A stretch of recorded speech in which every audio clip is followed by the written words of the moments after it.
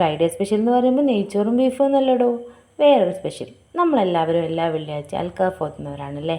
ഇന്ന് നമുക്കതിൻ്റെ വിവരണം വളരെ ലളിതമായൊന്ന് പറഞ്ഞു പോകാം. ഒരു ഖിറാഅത്തല്ല ഞാൻ ഉദ്ദേശിക്കുന്നത്, വളരെ ലളിതമായ രീതിയിൽ അതിൻ്റെ ഉള്ളടക്കം ഒന്ന് പറഞ്ഞു പോകും.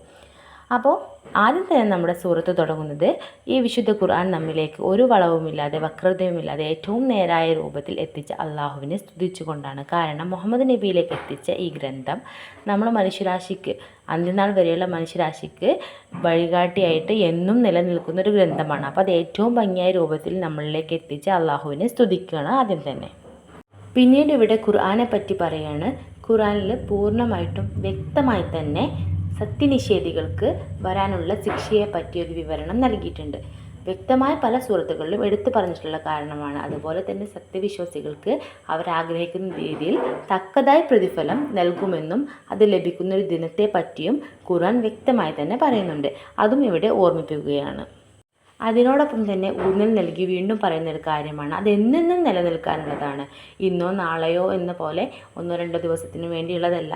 അത് നമ്മുടെ മരണാനന്തര ജീവിതം, പാരത്രിക ജീവിതത്തിൽ നമ്മൾ സ്വർഗത്തിലോ നരകത്തിലോ എത്തിച്ചേർന്നിട്ടുണ്ടെങ്കിൽ ആ ശിക്ഷയോ ആവട്ടെ ആ പ്രതിഫലമാവട്ടെ നമ്മൾ എന്നെന്നും അനുഭവിക്കാനുള്ളതാണ്.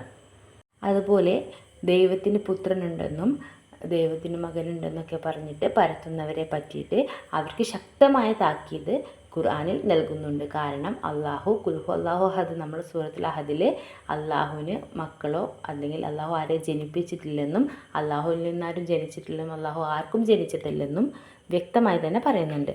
അപ്പോൾ അതുകൊണ്ട് തന്നെ നമ്മൾ അത്രയും വലിയൊരു കള്ളത്തിനെ പറ്റിയിട്ട് അതിന് ബോധനം നൽകുകയാണ്. പറയുന്നവർക്ക് പോലും അറിയില്ല അവരെത്ര വലിയ കള്ളാണ് പറയുന്നതെന്ന്. ഒരിക്കലും അള്ളാഹു പൊറുക്കാത്ത അല്ലെങ്കിൽ പൊറുക്കപ്പെടാത്ത ഒരു തെറ്റാണ് ഇത്രയും വലിയ കള്ളം പറഞ്ഞു പരത്തുന്നത്. അള്ളാഹു ഏകനാണെന്ന് ഖുർആനിലൂടെ വീണ്ടും വീണ്ടും ഓർമ്മിപ്പിക്കുമ്പോഴും വീണ്ടും അള്ളാഹുവിന് മകനുണ്ടെന്നും ദൈവത്തിന് പുത്രനുണ്ടെന്നും പറഞ്ഞ് നടക്കുന്നത് അത്രയും വലിയ തെറ്റാണെന്ന് ഊന്നൽ നൽകി ഈ ആയത്തുകളിൽ നിന്ന് നമുക്ക് വ്യക്തമാക്കി തരുന്നുണ്ട്. ഇവിടെ ദുർമാർഗത്തിൽ നടക്കുന്നവരെ പെട്ടെന്നൊന്നും നേർമാർഗത്തിൽ നടത്താൻ സാധ്യമല്ല. വീണ്ടും വീണ്ടും താക്കീതുകാർ വന്നിട്ടും താക്കീത് നൽകിയിട്ടും അവർ നേരായ മാർഗത്തിൽ വരുന്നില്ലെങ്കിൽ അവരുടെ പിന്നാലെ പിന്നീട് വിഷമിച്ച് നടക്കേണ്ട ആവശ്യമില്ലെന്ന് ഇവിടെ പ്രവാചകനെ ഓർമ്മിപ്പിക്കുകയാണ് അള്ളാഹു. എന്നിട്ട് പറയുന്നത്, താങ്കളുടെ ദൗത്യം നിർവഹിച്ചാൽ മതി, ഒരിക്കലും സത്യനിഷേധികളുടെ പുറകെ നടക്കേണ്ട ആവശ്യമില്ലെന്നാണ്. നമ്മുടെ ഭൂമിയിൽ അല്ലെങ്കിൽ നമ്മുടെ പ്രപഞ്ചത്തിൽ ഒരുപാട് കൺകുളിർമയുള്ള കാഴ്ചകളുണ്ട് അല്ലേ.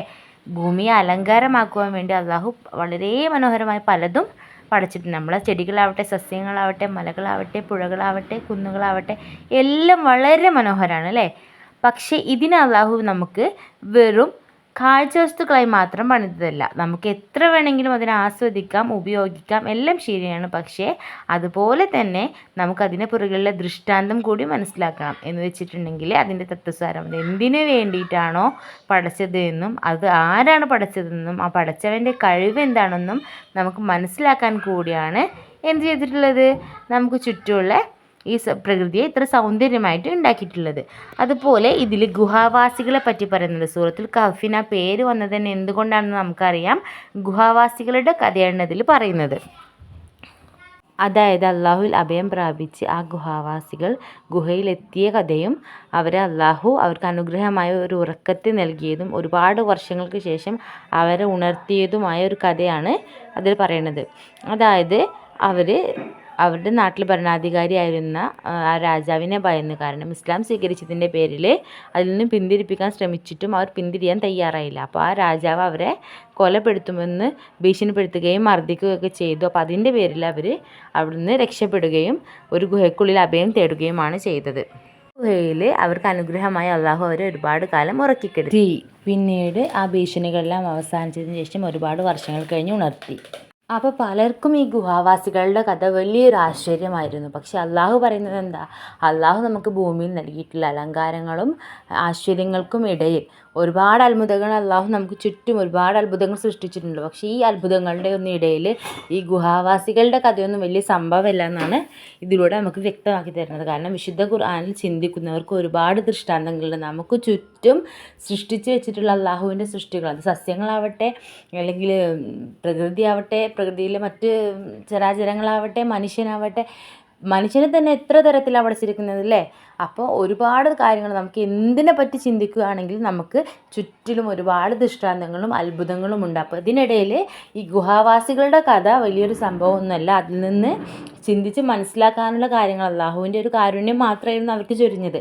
അപ്പോൾ അത്രയും കാര്യങ്ങൾ നമുക്ക് ചിന്തിക്കേണ്ടതുള്ളൂ. അതിലും വലുതായിട്ട് ഒരുപാട് കാര്യങ്ങൾ നമുക്ക് ചുറ്റിലുണ്ടെന്നാണ് നമുക്ക് ഖുർആനിലൂടെ വ്യക്തമാക്കി തരുന്നത്. വരും ആയത്തുകളിലും വിശദീകരണമായിട്ട് പറയുന്നുണ്ട്. അപ്പോൾ കഴിഞ്ഞ 6 ആയത്ത് കേൾക്കാത്തവർ എന്തായാലും എൻ്റെ വീഡിയോ ഇതിന് മുന്നേ ഞാൻ ഇട്ടിട്ടുള്ള ഷോർട്ട് പോയി കാണണം.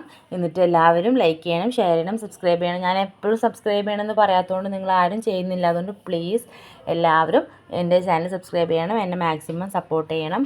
ഇതിൽ കാണാത്തവർ എന്തായാലും ഇതിന് മുന്നേയുള്ള വീഡിയോസൊക്കെ പോയി കാണണം. താങ്ക്